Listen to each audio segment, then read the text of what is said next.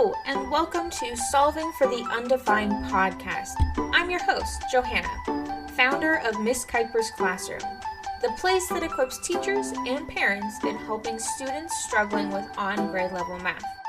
But it's not always about the numbers, and that's why I'm here, bringing you the formulas to solve your problems, math and otherwise, and helping students gain confidence in academic abilities. And that's what you can count on. Hello, happy Monday to you. I hope your week is off to a fantastic start. Mondays for us are, at least this year, work days. So we do our staff meetings, we do our data teams, we do any other planning that we need to do for the week, as well as any other district PD professional development that we need to, or we get to do. Sometimes it's really cool and I really enjoy the PD. Other times it could have been an email, right?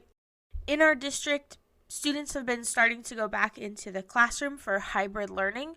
I think kindergarten and first grade went back 2 weeks ago, and this would be their second or third week. I think it's their second week of being back in person. And second and third graders start back this week. And one of my good friends, she starts back with her third graders tomorrow because Mondays are work days. So she is super excited. I'm super excited because they just released when secondary students are going to be going back as well. Middle school go back date is April 15th, but they're slow rolling it. I think they're calling it a soft start. So sixth graders go back April 15th, and then 7th and 8th graders go back the 16th or 17th. I'm not entirely sure. But those are the dates that we are going back in person. I'm super excited, a little nervous, but excited because I love being in person. After having almost exactly a full year of being online teaching, I am realizing how much I miss being in person. And last Friday, I actually went into the building to teach from my desk. I just needed a change of pace, a change of place, and I decided to go teach from my school building on Friday. And it just reminded me how much I miss being in the classroom. And I feel like a lot of teachers feel the same way.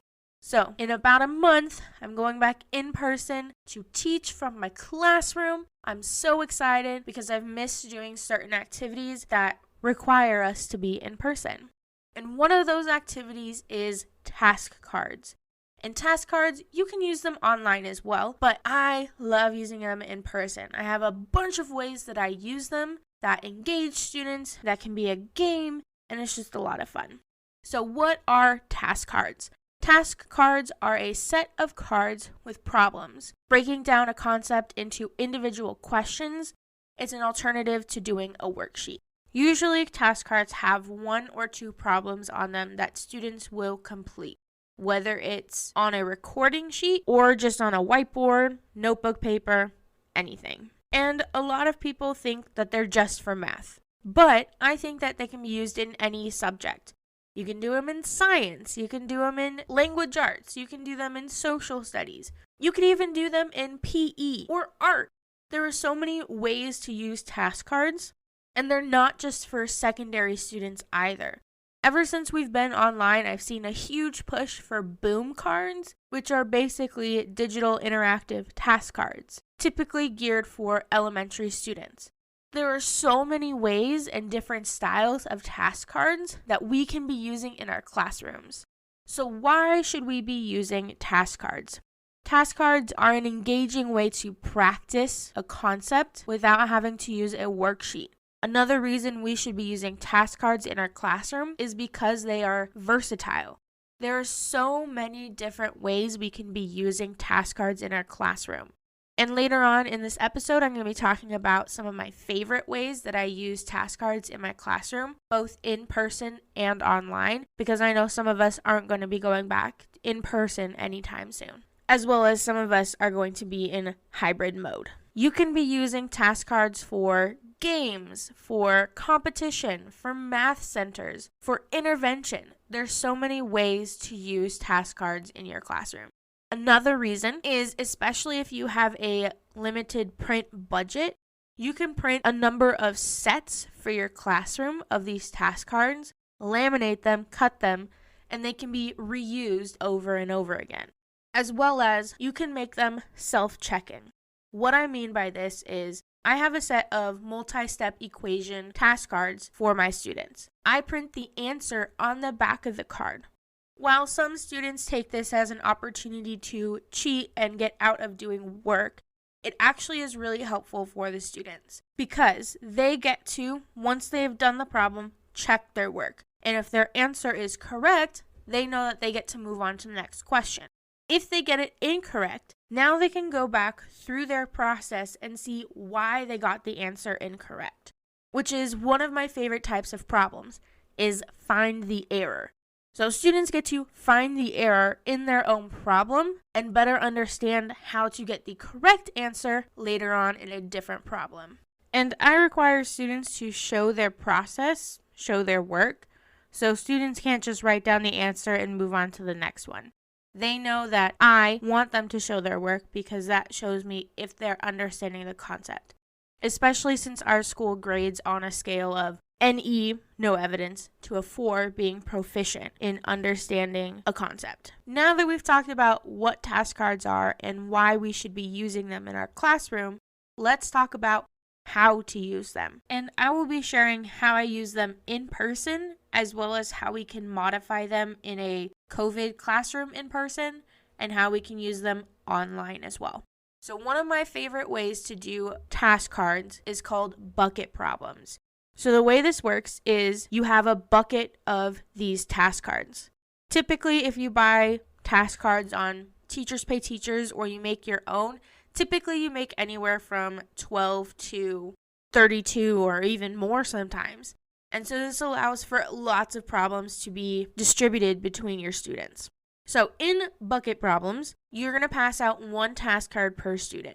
You're going to keep the extras in a bucket or a tub at the front of the classroom or in a designated location.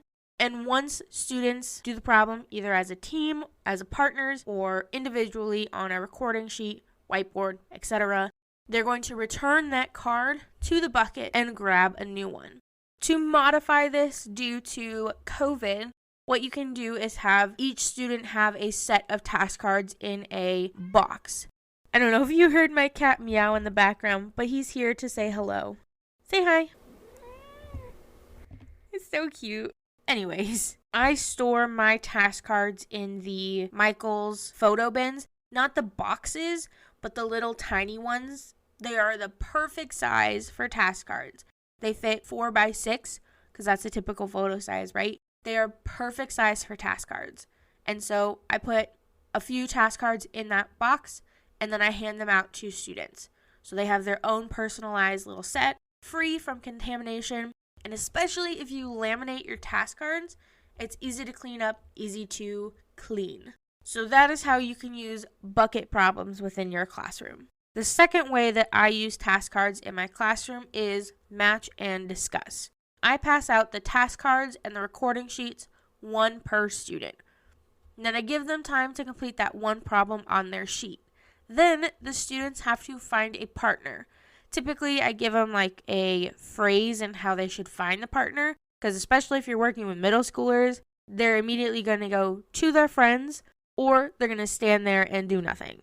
So I give them a prompt. Find someone wearing the same shirt color, or find your soulmate, like same type of shoe. Get it? Soulmate. And so when they find that partner, they're going to discuss the problem and how they solved it. After a given amount of time, have them switch cards and find a new partner. Another way you can do match and discuss is finding a partner who had the same card, especially if you have more than one set in circulation. Find someone who has the same card, compare, talk about it, and then get a new card from a bucket or someplace that you can find them. You can also use match and discuss, having a set of task cards that have the same answer. So within a group, if you have 4 cards that have the same answer, those 4 people have to find each other and then they are a group for the next activity. Something along those lines.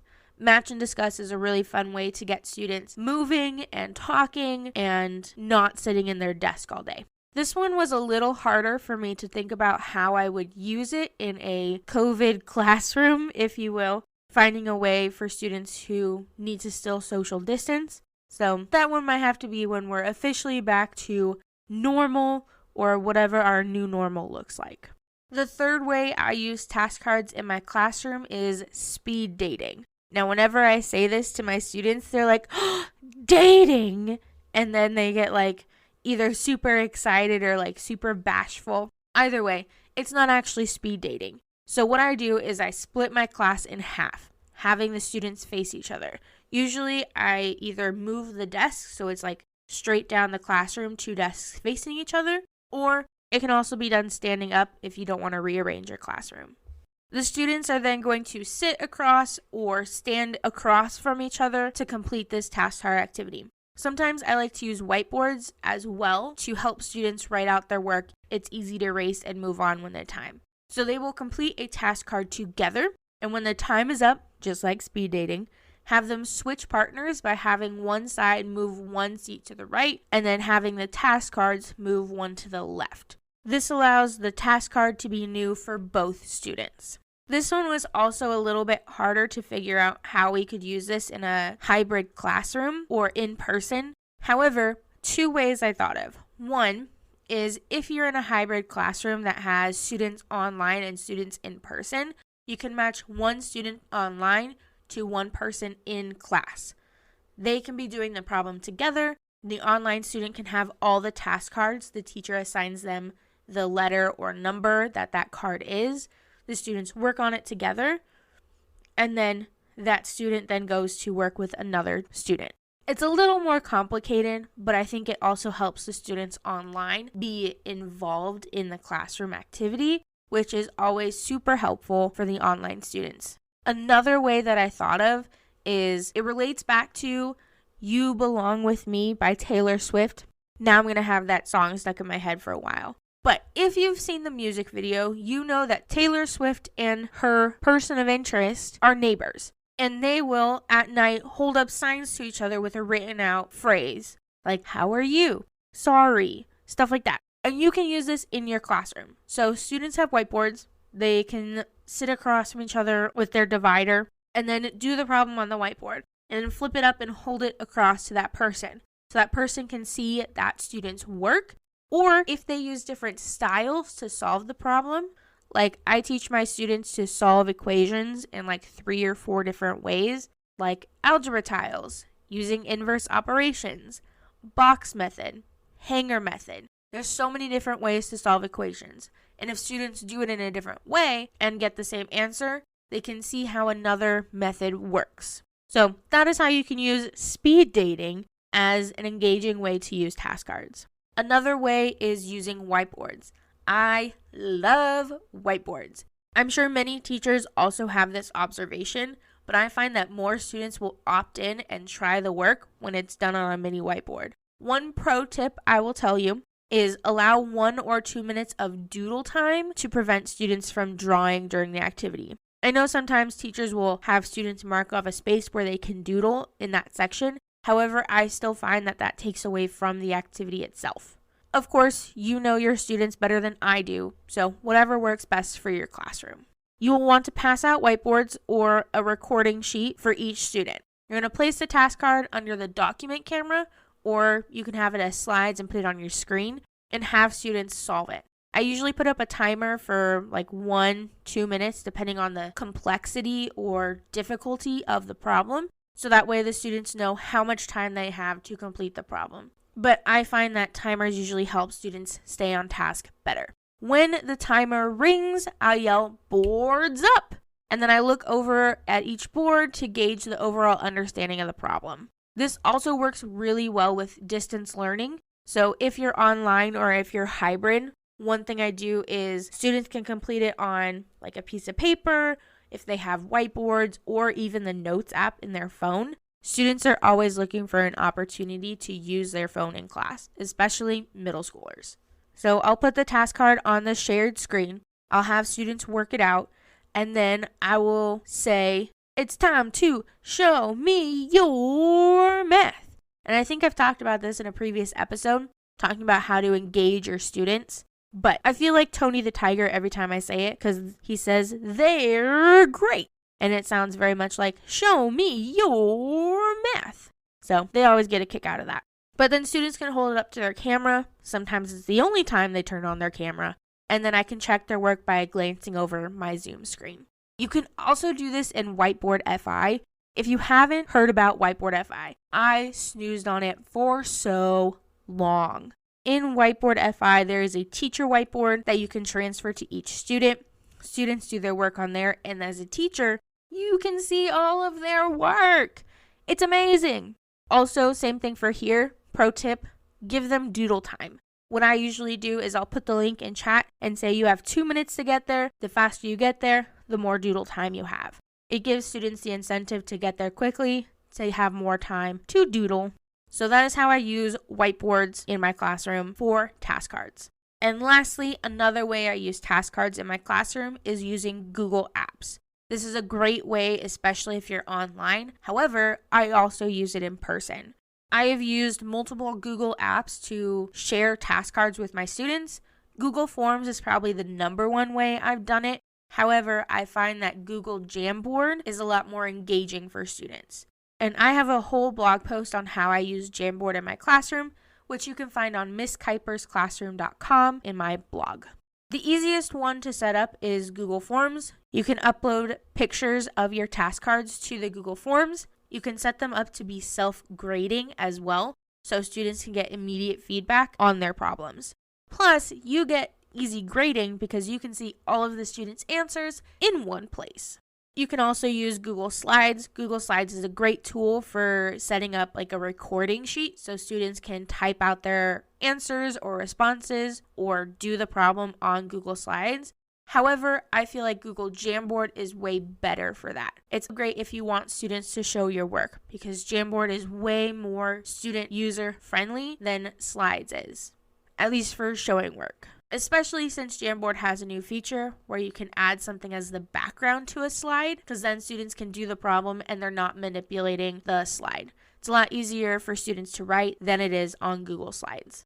I'll post a picture on how I do that in the show notes on my website so you can see how I create a Google Jamboard for task cards. Quick review. Task cards are a set of cards with problems, breaking down a concept into individual questions. It's a lot more engaging and versatile than a worksheet is, and they aren't just limited for math or for secondary students. The 5 ways we talked about using task cards in your classroom are bucket problems, match and discuss, speed dating, whiteboards, and Google Apps. I hope this was helpful. I love using task cards. If you're still new to task cards and don't know where to start, feel free to shoot me a message on Instagram or email me, Johanna@MissKuipersClassroom.com.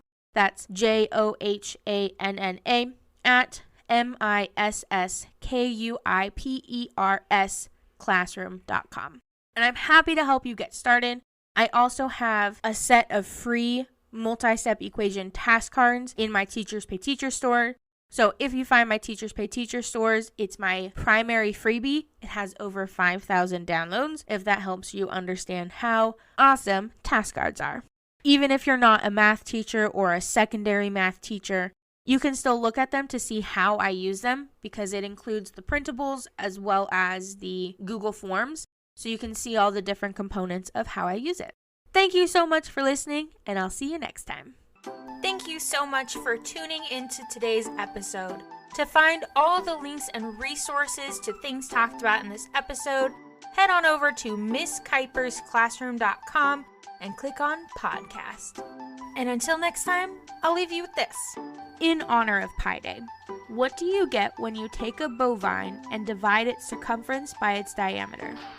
A cow pie.